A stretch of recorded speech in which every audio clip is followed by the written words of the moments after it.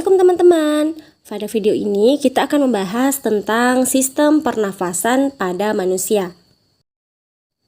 Nah, untuk teman-teman yang belum mengerti tentang materi ini, yuk simak video ini dan kita belajar bersama-sama.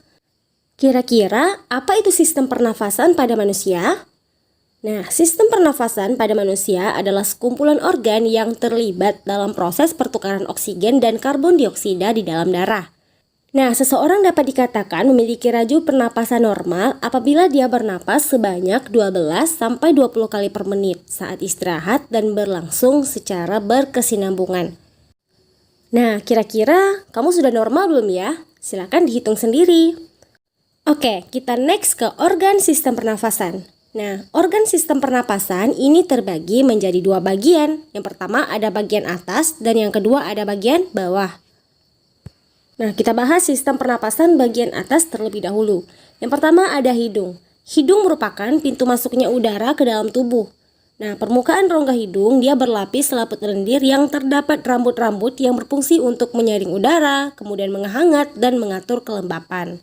Nah, bagi teman-teman semua, jangan ada yang menghilangkan bulu hidung ya, apalagi untuk kecantikan. Karena bulu hidung ini untuk menyaring udara dan kotoran masuk ke dalam tubuh kita. Jadi itu penting sekali. Nah, yang kedua itu ada faring. Nah, faring atau teka ini berada di antara rongga mulut dan pangkal tenggorokan yang panjangnya 12-14 cm. Nah, di faring ini terdapat katup yang berfungsi sebagai pengatur jalan masuk ke tenggorokan dan kerongkongan.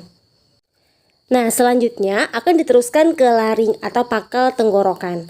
Nah, laring ini dia berada di antara faring dan trakea. Nah, dia berbentuk kerucut, terbalik, dan panjangnya itu 3-4 cm.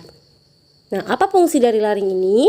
Nah, laring ini dia berfungsi untuk menghasilkan suara dan juga sebagai tempat keluar masuknya udara. Nah, jadi suara kamu itu dia berasal dari laring ini. Kalau misalnya ditanya, dari mana suara berasal? Nah, jawabannya dari laring. Nah, jadi kalau misalnya kamu ada serak dari suara kamu, itu merupakan infeksi dari laring ini tadi. Nah, jadi pada laring ini dia terdapat tonjolan jakun, epiglotis, dan pita suara kita.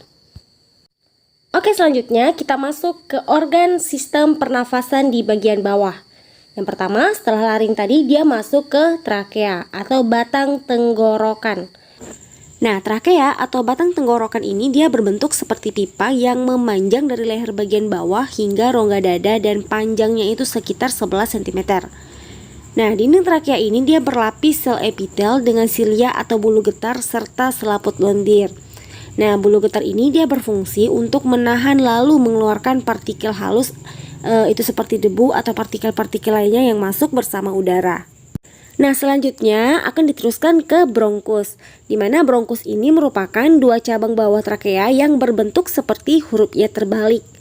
Nah, bronkus kanan ini terhubung ke paru-paru kanan dan bronkus kiri akan terhubung ke paru-paru kiri.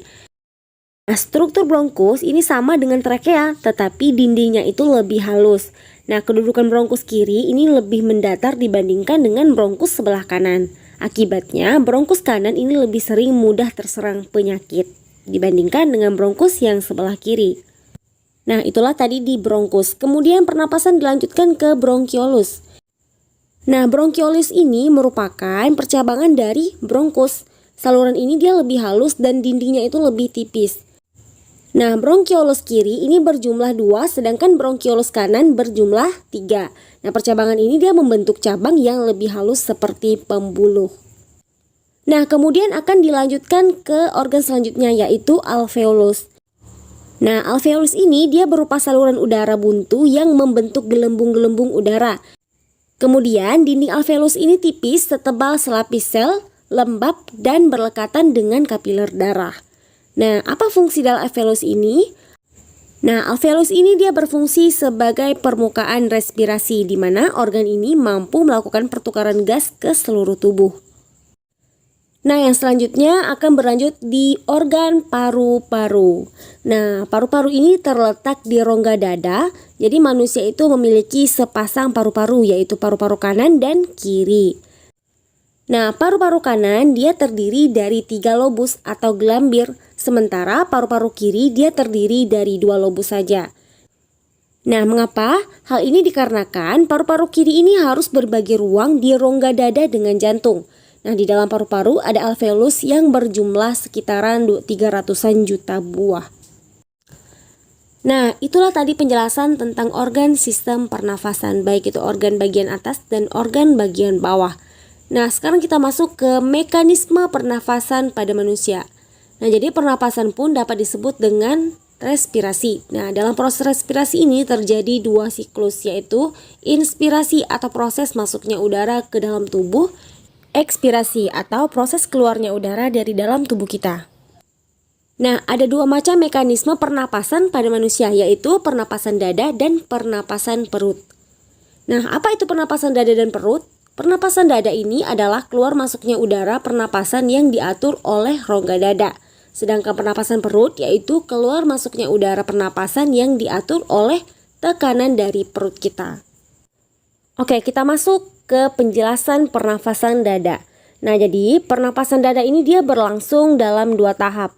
Yang pertama adalah inspirasi atau penghirupan udara. Nah, bagaimana proses inspirasi? Proses inspirasi ini terjadi apabila otot antar tulang rusuk luar berkontraksi, lalu tulang rusuk terangkat, kemudian volume rongga dada membesar dan paru-paru mengembang. Sehingga tekanan udaranya menjadi lebih kecil dari udara atmosfer. Nah, serangkaian proses ini membuat udara masuk ke dalam tubuh kita. Nah, setelah inspirasi, yang kedua adalah ekspirasi atau penghembusan nafas. Nah, bagaimana prosesnya? Nah, proses ekspirasi ini terjadi ketika otot antar tulang luar rusuk berelaksasi. Lalu, tulang rusuk tertarik ke posisi semula, kemudian volume rongga dada mengecil, tekanan udara rongga dada meningkat, dan tekanan udara di dalam paru-paru dia lebih tinggi dari udara atmosfer. Nah, proses ini dia memicu keluarnya udara dari sistem pernafasan kita. Nah, itulah tadi mekanisme dari pernafasan dada. Sekarang kita masuk ke pernafasan perut. Nah, pernapasan perut ini umumnya terjadi di saat kita sedang tidur. Nah, proses pernapasan perut ini terjadi dalam dua tahap, sama seperti proses pernapasan dada. Yang pertama ada inspirasi. Bagaimana prosesnya? Nah, proses inspirasi ini dia terjadi apabila otot diafragma berkontraksi. Kemudian diafragma mendatar yang mengakibatkan volume rongga dada membesar sehingga tekanan udaranya mengecil. Dan diikuti dengan paru-parunya yang mengembang. Nah, proses ini lantas mengakibatkan tekanan udaranya lebih kecil dari tekanan udara atmosfer, sehingga udaranya masuk. Nah, yang kedua adalah tahap ekspirasi, yang diawali dengan otot diafragma berelaksasi dan otot dinding perut berkontraksi.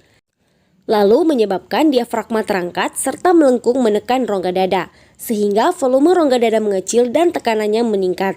Akibatnya, udara di dalam paru-paru akan keluar. Nah, itulah tadi penjelasan tentang mekanisme pernapasan dada dan perut.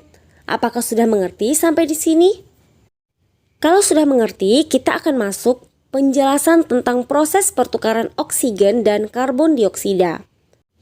Nah, proses pertukaran oksigen dan karbon dioksida ini dia terjadi di alveolus. Kemudian dari alveolus, oksigen ini akan masuk ke dalam pembuluh darah kapiler secara difusi. Nah, oleh darah, oksigen lalu diedarkan ke seluruh jaringan tubuh hingga ke sel-sel tubuh yang hidup. Nah, di dalam sel inilah darah melepaskan oksigen. Oksigen yang dilepaskan oleh darah ke sel-sel tubuh ini dipakai untuk proses oksidasi atau pembakaran zat makanan. Nah, di dalam sel-sel tubuh inilah terjadi proses respirasi dan menghasilkan energi. Nah, setelah oksigen dilepaskan ke darah untuk membakar makanan dan menghasilkan energi, sel mengeluarkan sisa-sisa pembakaran berupa karbon dioksida dan uap air. Nah, selanjutnya karbon dioksida dan uap air ini akan diangkut ke paru-paru untuk dikeluarkan sebagai udara pernafasan. Nah, itulah proses pertukaran oksigen dan karbon dioksida. Nah, selanjutnya kita akan membahas beberapa gangguan respirasi yang umum sekali terjadi di antara kita. Yang pertama adalah flu. Nah, flu ini dia disebabkan oleh virus influenza yang menginfeksi hidung, tenggorokan, dan paru-paru. Nah, virus influenza ini dia dapat menyebar melalui udara, kemudian benda yang terkontaminasi maupun kontak fisik dengan penderita flu tersebut. Nah, ini saja yang dapat saya sampaikan. Assalamualaikum warahmatullahi wabarakatuh.